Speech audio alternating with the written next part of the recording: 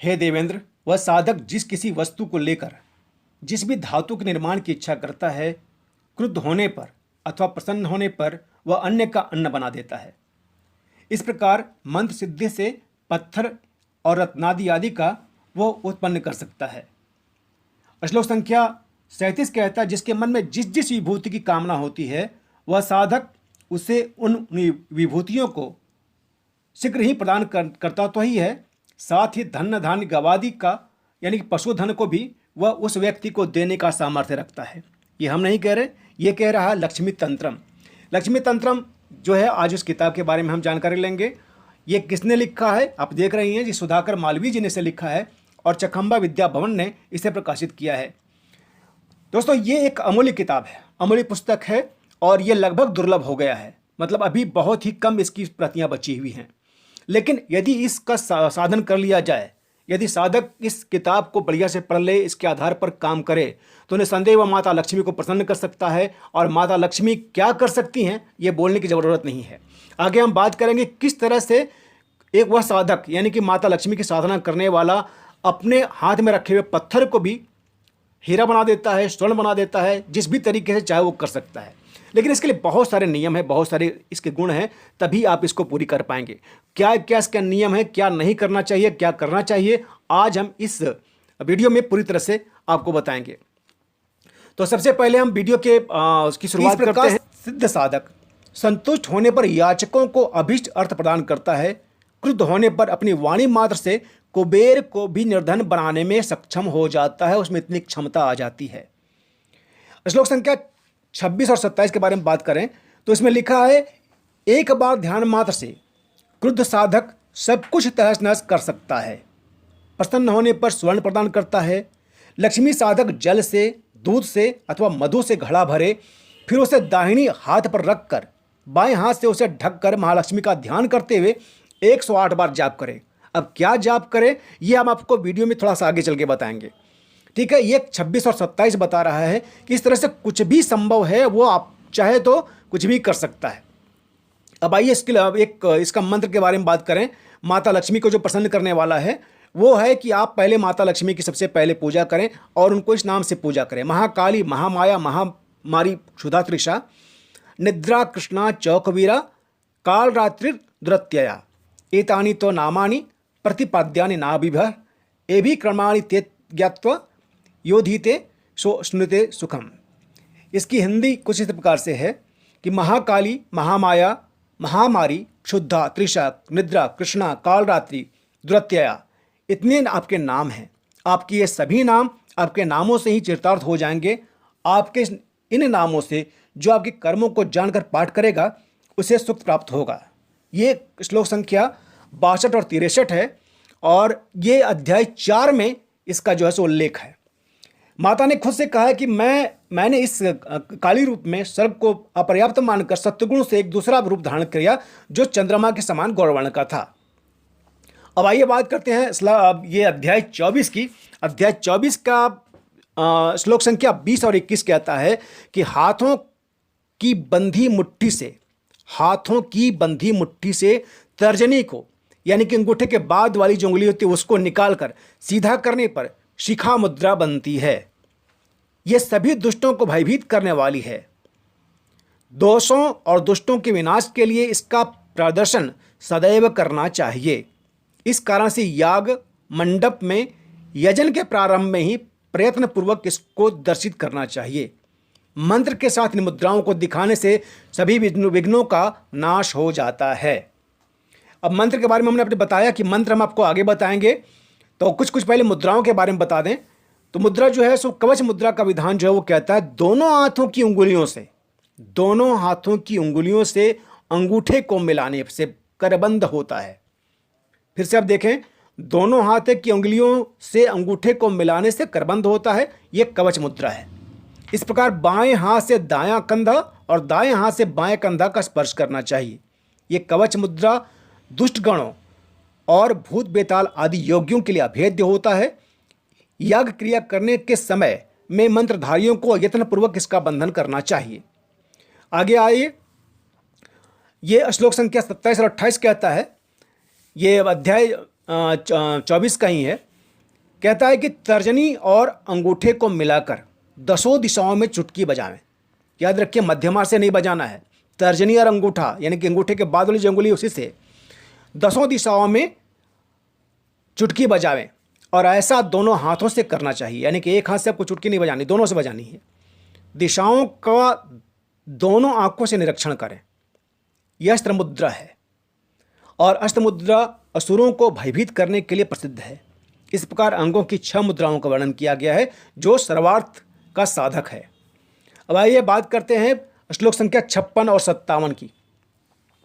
ये 56 और 57 जो है वो अध्याय 24 के से हमने लिया हुआ है। इसमें लिख रहा है क्षत्रेशादि मुद्रा का विधान क्या है। कहा गया, हे इंद्र, आपको आभूषण और अस्त्रों की मुद्राओं को प्रदर्शित कर दिया गया। अब क्षत्रेश्वर आदि की 10 मुद्राओं के वर्णन को सुनिए। दोनों हाथों की उंगलियों को परस्पर ग्रथित करके अंगुष्ठों को खड़ा करके बलपूर्वक परस्पर दबाना चाहिए। एक बार फिर से सुन लें, फिर से पढ़ लें। दोनों हाथों की उंगलियों को परस्पर ग्रंथित करके अंगुष्ठों को खड़ा करके बलपूर्वक परस्पर दबाना चाहिए।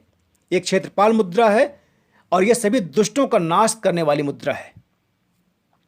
दोस्तों, अभी आपको लग रहा होगा केवल इतना ही कर देंगे क्या माता लक्ष्मी हम पर प्रसन्न हो जाएंगी, या जो हम कर रहे हैं उसका उत्तर मिल जाएगा? नहीं, इसके लिए बहुत सारे कष्ट आपको करने हैं। आपको क्या करना है आपको बताते हैं, कितना आपको तब करना ये बता दें। पहले आपको इनका परिणाम बता रहे हैं, उसके बाद फिर आपको मंत्र बताएंगे। मंत्र करने की जो कैसे किया जाएगा उसको भी बताएंगे। ये आइए हम आते हैं, बात करते हैं श्लोक संख्या 67 और 68 की। इसको कहा जाता है गणेश मुद्रा। अपने दाहिने हाथ के अंगूठे सहित मुट्ठी में बाईं हाथ की तर्जनी को अनामिका को दबा लें। फिर से सुने, अपने दाहिने हाथ के अंगूठे सहित मुट्ठी में बाएं हाथ की तर्जनी यानी कि अंगूठे के बाद वाला, और अनामिका मतलब सबसे छोटी जो उंगली होती है वो, उसको दबा लें। प्रयत्नपूर्वक मध्यमा उंगली पीठ पर मिलावें। इसको जो है धीरे धीरे करके मध्यमा उंगली जो पीठ पर मिलाना है, इससे वह लंबा कराकर दिखलाई पड़ती है। बाएं हाथ की मुट्ठी से कनिष्ठा अति समीप न करके दक्षिण अंगुष्ठ पार्श्व से दांत के समान परिभाषित करें। इस प्रकार से कुछ तिर्यक गति से स्पष्ट बायां अंगुष्ठ हाथी के कान के समान दिखलाई पड़ता है। यह गणेश की मुद्रा है जो सभी विघ्नों का नाश करने वाली कही गई है। हमें समझते हैं, इसको आपने समझा होगा। अगर कोई कष्ट हो, कोई आपको परेशानी हो तो आप हमसे बात कर सकते हैं, हमारे फ़ोन नंबर आपको दिया हुआ है। अब आइए बात करते हैं श्लोक संख्या 25, 26 और 27 की। यह 25, 26 और 27 जो है हमने अध्याय 45 से लिया है, जो पेज नंबर 566 में है। कहते हैं कि इस प्रकार का सिद्ध साधक संतुष्ट होने पर याचकों को अभीष्ट अर्थ प्रदान करता है। और ये हमने इसके सबसे पहले जो वीडियो था उसमें ये कहा था कि क्रुद्ध होने पर अपनी वाणी से मात्र कुबेर को भी निर्धन करने की क्षमता रखता है। और एक बार अगर ध्यान कर ले तो क्रुद्ध साधक सब कुछ तहस नहस कर देता है, प्रसन्न होने पर सोना देता है, और लक्ष्मी साधक जल से, दूध से या फिर मधु से घड़ा भर के फिर उसे दाहिने हाथ पर रखकर बाएं हाथ से उसे ढककर महालक्ष्मी का ध्यान करते हुए 108 बार जाप करे। उस घट से यानी उस घड़े से रसेंद्र का भी निवेश करते हुए एकाग्रचित से सावधानी पूर्वक जब करे तो उस कम में रखा हुआ समस्त जल रसेंद्र यानी कि कामना को पूर्ण करने वाला बन जाता है। श्लोक संख्या 28 कर रहा है, जो पेज नंबर 566 में अध्याय 45 का ये भाग है। इसी में आगे कहता है 29 नंबर जो श्लोक है वो कहता है, हे पुरंदर, वह रस समस्त शस्त्रादिकों के लक्ष्य का भेद कर देता है। वह रसेंद्र शरीर को जरा मरण वर्जित रखकर साधक को अमर बना देता है। ठीक है, ये हमने भाई साहब पहले आपसे कहा था कि हम इस बारे में बताएंगे क्या क्या है पहले, उसके बाद में श्लोक भी बताएंगे। तो आगे बढ़ते हैं। अब आइए श्लोक संख्या 30 और 31। ये कहते हैं, साधक अंगुष्ठ के आकार का पत्थर दाहिने हाथ के तलवे में ले आवे। साधक अंगुष्ठ यानी कि जो अंगूठा होता है उसके आकार का एक पत्थर दाहिने हाथ के तलवे में ले आवे तथा बाएं हाथ में बैर के आकार का पत्थर ले आवे। दाएं हाथ में अंगुष्ठ के आकार का और बाएं हाथ में बैर के आकार का पत्थर ले लावे। उन दोनों को अपने दोनों हाथों की मुट्ठी में दबाकर 216 बार इस मंत्र को अभिमंत्रित करे तो दाहिने हाथ में रखा हुआ पत्थर रत्न हो जाता है। जो अपने अंगुष्ठ के बराबर रखा हुआ है ना पत्थर दाहिने हाथ में, वो रत्न हो जाता है। और दाहिने हाथ में रखा रत्न हो जाता है। साधक के बाएं हाथ का पत्थर मोती बन जाता है और दोनों ही महामूल्यवान हो जाते हैं। साधक जिस जाति यानी कि जिस द्रव्य को मुट्ठी में लेकर ऐसा करता है वह वैसा वैसा रत्न बनता है। यह श्लोक संख्या 32 कहता है। तो भाई साहब आगे बढ़ते हैं। आगे कहता है 33 और 34, अथवा साधक की इच्छा अनुसार वह पत्थर मुक्ता फल हो जाता है, जैसा वह चाहता है वह वैसा ही बन जाता है, अथवा साधक उसे वैसा बना देता है। गौ, हाथी, घोड़े या हड्डी में लेकर यदि साधक 50 बार जप करे तो वह मूंगा बन जाता है। त्रपु, शीशा तथा लोहा हाथ में लेकर 100 बार इस मंत्र को अभिमंत्रित करे तो वह सोना अथवा अत्यंत निर्मल चांदी बन जाता है। श्लोक संख्या 33, 34 ये कहते हैं। अब आगे हम बात करेंगे श्लोक संख्या 35 और 36 की। कहता है कि हे देवेंद्र, वह साधक जिस भी वस्तु को लेकर जिस धातु के निर्माण की इच्छा करता है, क्रुद्ध होने पर अथवा प्रसन्न होने पर अन्य का अन्य बना देता है। इस प्रकार मंत्र सिद्धि से पत्थर का रत्नादि अन्यत्व स्वरूप उत्पन्न हो जाता है। जिसके मन में जिस जिस विभूति की कामना होती है वह साधक उसे उन विभूतियों को शीघ्र प्रदान तो करता ही है, धन, धान्य और पशुधन भी देता है। आप अगर देखेंगे कि बहुत सारे हमारे जो गुरुजन हैं या जो सिद्ध पुरुष होते हैं, हमें जो मन में आया वो दे देते हैं, वो इसी साधना से देते हैं। तो दोस्तों इस साधना को करना उतना आसान भी नहीं है। ठीक है, पहले तो इसके मंत्र को हम बता दें। ये आप मंत्र देख रहे हैं आपके स्क्रीन पे है। मंत्र जो है 13 और 14 ये आपको नज़र आता होगा। और इनकी इसका हम जो है सो पाठ वो नहीं करेंगे संस्कृत वाला, क्योंकि इसके लिए हम दीक्षित नहीं हैं। तो इसका हम हिंदी आपको बता रहे हैं। जिनकी आकृति 2 भुजाओं वाली है, जिनके शरीर का वर्ण स्वच्छ खिले हुए कमल के समान है, जिनके हाथों में बिल्व वृक्ष यानी कि बिल्व का जो वृक्ष है वो का चमर है, जो पद्मासन पर विराजमान हुई महालक्ष्मी है, महालक्ष्मी के मुख की ओर देख रही हैं। ये इसका एक ध्यान का मंत्र है। और आगे जो है वो फिर आगे लिखा हुआ कि फिर स्वस्तिकादि के निशानादि चारों कोण में लवणी आदि 4 अनुचरों से न्यास करे। जो आपने अभी देखा ना, आपने सुना, उसको करने से पहले ये है। जो प्रसन्न मुख युक्त 4 भुजाओं वाले हैं, नील वर्ण का रेशमी वस्त्र धारण किए हुए हैं, हाथों में पद्म, कुंभ, कमलिनी का ध्वज और सफल अमलतास का वृक्ष धारण किए हुए हैं, ऐसे अनुचरों का ध्यान करना चाहिए। ये श्लोक संख्या 15 और 16 कहता है। तो अब आगे हम इसके बारे में बात करते हैं कि आगे क्या कहता है। भाई मंत्र हमने आपको बता दिया। अब आइए इसको जो है सो कैसे करना है वो आपको बताते हैं। लिख रहे हैं कि जो मंत्र हमने आपको दिया था वो आमलक यानी आंवला के फलों से, श्री यानी बेल के फल से, और यदि हो संभव हो सके तो कमल के पुष्पों से असंख्य अथवा यथाशक्ति हवन करना चाहिए। फिर हे वृत सूदन, जिसके बारे में बोला गया है, होम के अंत में साधक अच्छी तरह निश्चय पूर्वक स्वयं लक्ष्मी स्वरूप होकर शुद्ध आहार करते हुए इंद्रियों को वश में करके 1 लाख बार जाप करे।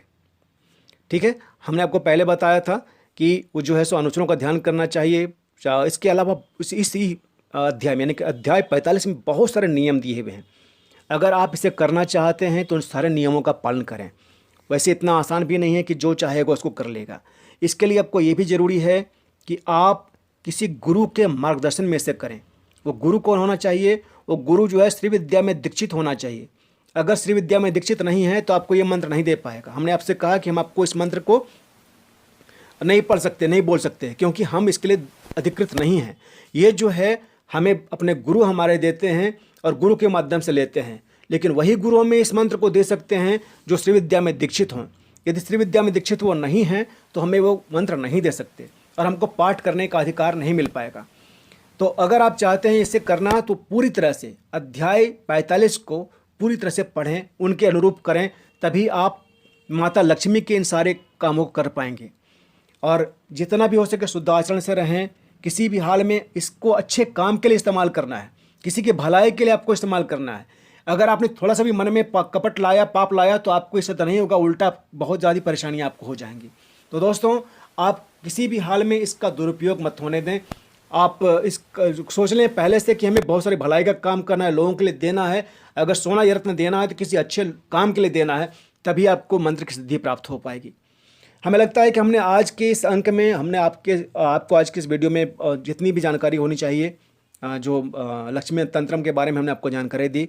आपको अगर लगता है कि ये हमने बढ़िया जानकारी दो तो ज़रूर हमें आप इस वीडियो को लाइक करें, शेयर करें और जहाँ तक हो सके सब्सक्राइब करें। साथ ही लोगों को बताएं इस बारे में। और अगर कोई कन्फ्यूजन हो तो आप ज़रूर हमसे बात करें। हमारा नंबर यहाँ पर मोबाइल में दिया रहता है, आप चाहें तो हमसे संपर्क कर सकते हैं कुछ प्रॉब्लम हो तो। हमें लगता है हमने आपको ढंग से जानकारी दी। बहुत बहुत धन्यवाद आप समूह का सुनने के लिए। नमस्कार, जोहार, प्रणाम।